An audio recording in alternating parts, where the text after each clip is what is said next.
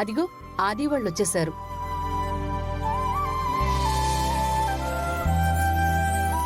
ఆది, బాగున్నావా?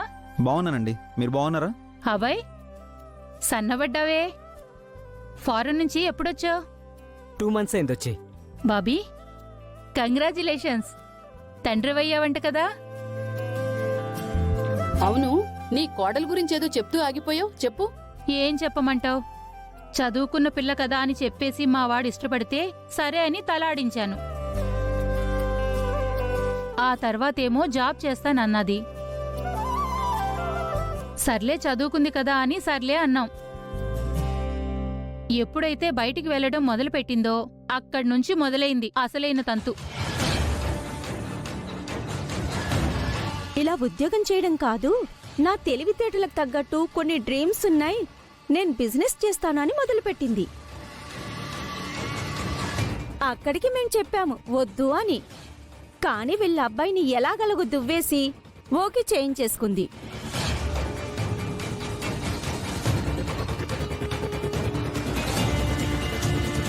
ఆడవాళ్ళు బిజినెస్ చేస్తే తప్పెందుకు అవుతుందండి?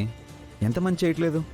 బిజినెస్లు చేసే ఆడవాళ్లు అందరి గురించి నేను మాట్లాడడం లేదు, నా కోడల గురించి చెప్తున్నాను. అయినా మీ కోడలు ఏం చేసింది? చెప్పాను కదా బాబు, బిజినెస్ అయితే పెట్టింది, దానిలో సక్సెస్ అయింది.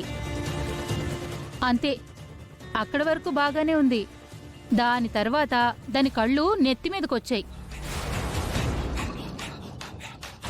మేమెవ్వరం కనపడ్డం మానేశాం. మీ దారి మీది, మా దారి మాది అంది.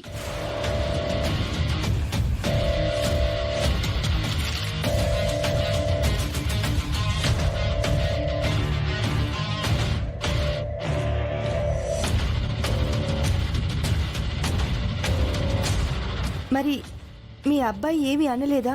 ఇంకా అనడానికేముందమ్మా, వాళ్ళతో పాటు ఉంటే నువ్వే ఉండు, నేను కావాలనుకుంటే నాతో రా, నేనైతే వెళ్ళిపోతానని బ్యాగ్ తీసుకొని బయలుదేరింది. సపరేట్గా విల్లా కూడా పెట్టుకుంది. వీళ్ళ అబ్బాయి ఏం చేస్తాడు?